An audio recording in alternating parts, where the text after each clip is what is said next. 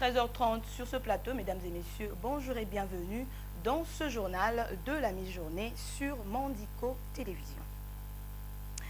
La conférence des présidents des commissions permanentes de la Chambre basse du Parlement a adopté le projet de calendrier partiel des matières à traiter lors de l'actuelle session parlementaire. C'était au cours d'une réunion tenue le lundi 14 octobre 2024 et présidée par le président de la Chambre basse du Parlement, Vital Kamerhe. Regardez. Le président de l'Assemblée nationale, Vital Kamerhe, accompagné du rapporteur Jacques Joly et Singekeli et des autres membres du bureau, a présidé le lundi 14 octobre 2024 la toute première conférence des présidents des commissions permanentes de la Chambre basse du Parlement. Deux principaux points ont été inscrits à l'ordre du jour, à savoir l'adoption du tableau des membres du bureau de commission permanente et le vote du projet de calendrier partiel des matières à traiter lors de l'actuelle session parlementaire. Il s'agit de 3 projets de loi déjà déposés par le gouvernement à l'Assemblée nationale. L'honorable Vital Kamerhe a présidé la conférence de présidents assez spécifique avec seulement le président du groupe parlementaire. L'ordre du jour concernait 2 points. Le premier point, c'était l'adoption de la répartition de membres du bureau des commissions, répartition définitive, avec des noms qui ont été, n'est-ce pas, désignés par le groupe parlementaire. Donc on peut dire aujourd'hui que les organes de direction de l'Assemblée nationale sont au grand complet. Donc nous avons la conférence des présidents, nous avons 21 groupes parlementaires et nous avons les présidents et les membres du bureau de 10 commissions permanentes et du comité des sages. Par ailleurs, la liste de membres de ces commissions qui avait déjà été présentée à la plénière a été également validée. Ainsi donc, pourquoi avoir vidé cette première question essentielle et structurante du travail parlementaire, nous avons abordé le deuxième point, qui est l'adoption, n'est-ce pas, du calendrier provisoire de lois essentielles. Et je voudrais vous annoncer que demain, mardi 15 à 15h, nous allons recevoir le ministre des Finances et les ministres d'État du Budget pour la présentation des débats et des discussions sur la loi portant reddition des comptes de budget de l'exercice 2023 et aussi pour le débat et discussion sur la loi rectificative du budget 2024. Donc ces 2 questions vont nous prendre conformément au mécanisme de concertation avec le gouvernement, vont nous prendre 3 jours, donc d'aujourd'hui 14 jusqu'au 17, parce qu'aujourd'hui nous avons distribué les observations de la Cour des comptes sur la loi de reddition des comptes. Après ces travaux qui vont donc durer 3 jours, ces 2 textes seront versés à la commission économico-financière et des contrôles. Et nous allons nous retrouver le 27 et le 28 pour aborder la loi financière 2025 avec la présentation du Premier ministre. Ainsi donc, ce mois d'octobre nous aura permis donc d'aborder les questions liées aux lois des finances et nous pourrons donc aborder le mois de novembre avec sérénité pour aborder d'autres lois qui seront donc inscrits au calendrier prévisionnel de cette session de septembre 2024. Quant au projet de loi des finances exercice 2025, le texte sera examiné lors d'une autre plénière prévue le 28 octobre 2024. L'actualité, c'est aussi les forces armées de la République démocratique du Congo, FARDC, qui poursuivront leur coopération militaire avec l'armée ougandaise dans la lutte contre les rebelles des forces démocratiques alliées, ADF, dans les provinces du Nord Kivu et de l'Ituri. Les détails avec Diane Bonga. L'annonce a été faite par le président congolais Félix Tshisekedi à l'issue d'une rencontre d'évaluation entre les deux parties le 10 et le 11 octobre dernier. Cependant, la décision intervient alors que l'Ouganda est accusé par la société civile de soutenir les rebelles du M23 en République démocratique du Congo. Affiliés à l'organisation État islamique, les djihadistes de l'ADF mènent des attaques contre des civils en Afrique de l'Est. Leurs attaques sont récurrente de la République démocratique du Congo jusqu'en Ouganda, malgré l'action conjointe de forces armées des deux pays. Selon la présidence congolaise, les instructions du chef de l'État sont claires. Il s'agit d'éradiquer l'insécurité dans la province du Nord Kivu et de l'Ituri. Et dans un autre registre, l'Observatoire volcanologique de Goma a confirmé hier lundi 14 octobre 2024 l'éruption en cours du volcan Nyamulagira, visible depuis le début de soirée par un panache de fumée au-dessus du sommet. 3 coulées de larves se sont déjà formées, et la plus avancée parcourant 7 km. Viningali Junior. Selon les directeurs scientifiques de l'OVG, Charles Balagizi, qui confirme la nouvelle, les dernières images satellites montrent 3 coulées de lave en formation, la plus avancée ayant déjà parcouru environ 7 km. D'après lui, la lueur qui s'observe au sommet du volcan Nyamulagira est une conséquence de cette activité éruptive dans le cratère qui se propage sur ses flancs, mais le danger est loin de la population de Goma car la lave se dirige vers le parc de Virunga. La population est appelée à cet effet à respecter les règles d'hygiène, notamment en évitant de boire l'eau de pluie, à laver les fruits et légumes avant toute consommation et à couvrir la nourriture lors de la cuisson pour éviter l'infiltration des scories. Nyamulagira, avec 3058 mètres d'altitude, est un volcan bouclier situé à l'extrémité ouest de la province volcanique de Virunga, au nord Kivu, dans la dépression du Rift. Son sommet est façonné par une caldeira de 2 fois 2,3 km. Plus de 100 cônes adventifs sont dispersés le long de ses flancs et dans la plaine de lave à sa base. Et puis 72 inciviques, communément appelés Kuluna, sont tombés dans le filet de la police nationale congolaise. Ces présumés délinquants ont été présentés lundi 14 octobre au commissaire divisionnaire adjoint ville de Kinshasa, Blaise Kilimbalimba, au cours d'une mission d'itinérance dans certaines communes réputées criminogènes. Rente à lui là. Insécurité dans la ville-province de Kinshasa avec les phénomènes Kuluna, ces derniers ne cesseront jamais d'étonner le Kinois.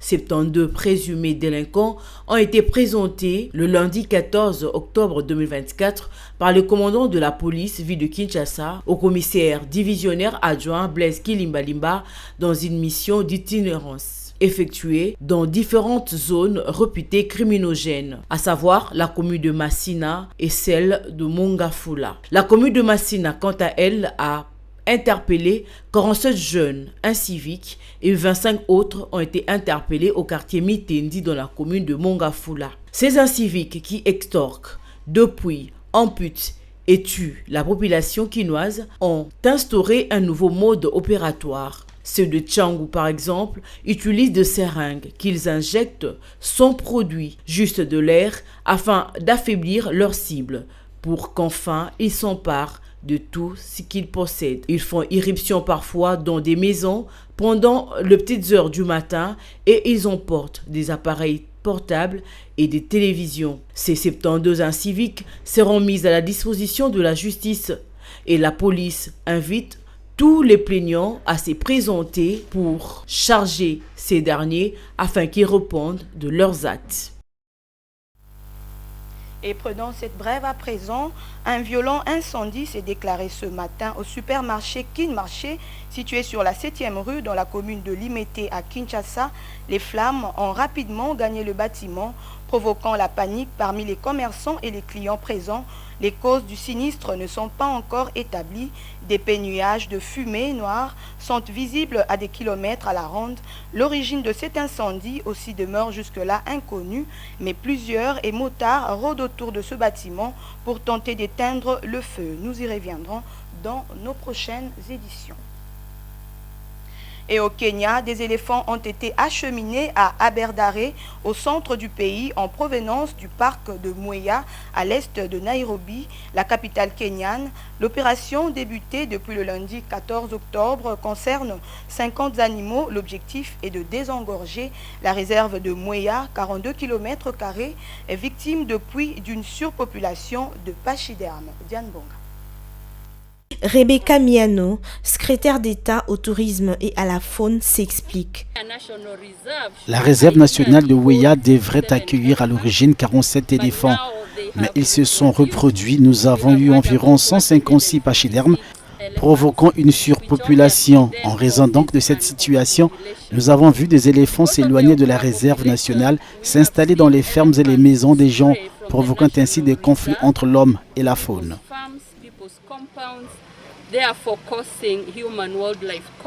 L'opération contribue donc à la résolution de l'épineux conflit homme-éléphant, les riverains dénonçant les effets des animaux sur leurs habitats. La mesure est tout sauf une mauvaise nouvelle pour ces populations. Aujourd'hui, nous sommes très heureux parce que ces éléphants perturbaient notre quiétude. Ils dévastaient nos champs. Ils représentaient aussi une menace pour les enfants sur leur chemin de l'école. Même rentrer chez soi le soir a été un cauchemar. Aujourd'hui, nous sommes très heureux. Une deuxième phase de transfert de 50 autres éléphants est prévue, mais la date n'a pas été communiquée. Les projets a coûté au moins 12 millions de shillings kenyans, 93 000 $, selon l'Agence de protection de la nature. Les parcs nationaux et les réserves du Kenya abritent une grande variété d'espèces sauvages et attirent des millions de visiteurs chaque année, ce qui fait du pays un haut lieu du tourisme. Encore une brève dans ce journal. Les léopards de la RD Congo affrontent dans quelques instants les Taifa Stars de la Tanzanie ce mardi 15 octobre 2024 dans le cadre de la 4e journée des éliminatoires de la CAN 2025 au Benjamin Paka National Stadium Dar es Salaam. Ce match est très capital pour les fauves congolais. Avec 9 points, ils sont déjà à un pas du Maroc. Conscients de l'enjeu de cette rencontre, les léopards doivent rester concentrés pour arracher la qualification face à une équipe tanzanienne bien organisée. À présent, on prend la revue de presse.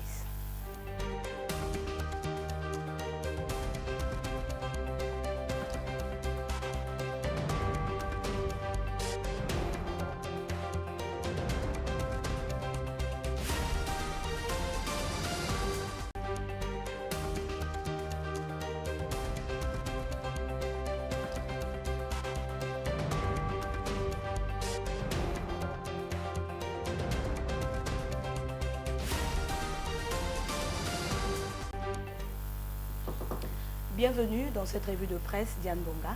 Merci, Laetitia Moulali.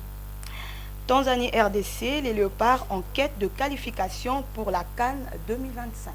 Oui, Laetitia, les journaux parus ce mardi 15 octobre 2024 à Kinshasa réservent une place de choix à l'information sur le match retour entre la Tanzanie et la RDC, comptant pour la 4e journée des éliminatoires de la Coupe d'Afrique des Nations 2025. Alors, ouvrons ces balles. Info 27 ouvre le bal en titrant en sa machette que les sélectionnaires des léopards de la RDC, Sébastien Desabre, a affirmé le lundi 14 octobre au cours de la conférence de presse d'avant-match que son équipe entrera sur le terrain pour être qualifiée. Selon lui, indique ses portails, les léopards sont prêts pour le choc face au Taifa Stars ce mardi 15 octobre au stade Benjamin Paka de Dar es Salaam.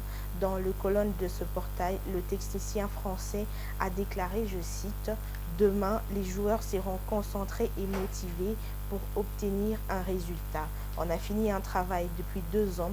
Nous sommes professionnels, quel que soit le match à jouer. Nous ne sommes encore pas qualifiés pour la CAN Maroc 2025, donc nous allons jouer demain pour être qualifiés après les matchs. C'est ça notre premier objectif. » Et toujours en sport, éliminatoire CAN Maroc 2025, les léopards à 1 point de qualification. Oui, Laetitia, sur la même page, Forum de Zas, Forum de cite Sébastien Desabre qui voit plus le résultat alors que le Léopard de la République démocratique du Congo remporte leur match de façon moins convaincante. Ces quotidiens notent que dans le groupe de Léopard, les joueurs promettent de jouer le tout pour le tout afin de s'offrir une qualification à 2 journées de la fin de la phase qualificative. Selon Forum de Zas, les sélectionneurs des Léopards reconnaissent toutefois que cette équipe tanzanienne n'a pas encaissé beaucoup de buts depuis les débuts de cette compétition. La vraie thématique souhaite que ce mardi à Dar es Salaam, les Léopards affichent un autre visage pour chercher ne fût-ce qu'un point leur permettant de gérer leur qualification.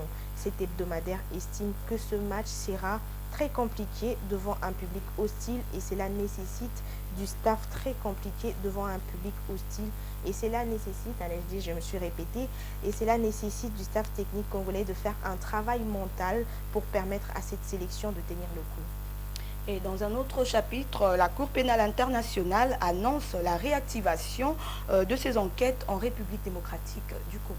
Oui, Laetitia, sur un autre chapitre, Agence Onadolu rapporte que les procureurs de la Cour pénale internationale CPI, dans une déclaration publiée lundi 14 octobre depuis La Haye, annonce la réactivation des enquêtes en République démocratique du Congo sur les crimes commis depuis 2022 dans la province du Nord Kivu. Selon ce magistrat, fait savoir ce tabloïd, sa démarche fait suite aux différentes demandes introduites par les autorités congolaises afin d'initier les enquêtes sur les lieux du crime.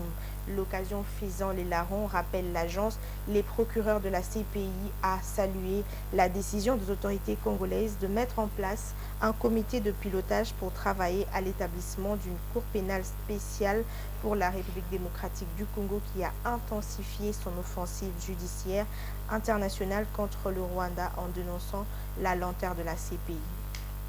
Et puis enfin, réactivation des enquêtes de la CPI au Nord Kivu. Nous ne voulions plus que tous ceux qui ont commis des crimes dans l'Est puissent rester impunis. Oui, Laetitia, en clôture cette revue, entre-temps, indique le quotidien, estime qu'à la lumière du communiqué final ayant sanctionné les échanges entre délégations congolaises et rwandaises à Luanda, que le schéma devant mener à l'application effective du cessez-le-feu est encore long. En effet, ajoute le quotidien, pendant que Kinshasa a pris l'engagement de neutraliser les FDLR afin d'enlever aux hommes au pouvoir à Kigali le prétexte de la menace de déstabilisation de leur pays par le combattant de ce groupe armé, ceux-ci n'ont pas formellement accepté de retirer leurs troupes des territoires qu'elles occupent au Nord Kivu. Diane Bonga, merci pour la lecture des journaux. Merci Laetitia Moulal. Voilà, c'est la fin de ce journal de 13h30 sur Mandico Télévision. Mesdames et messieurs, merci de l'avoir suivi. Au revoir.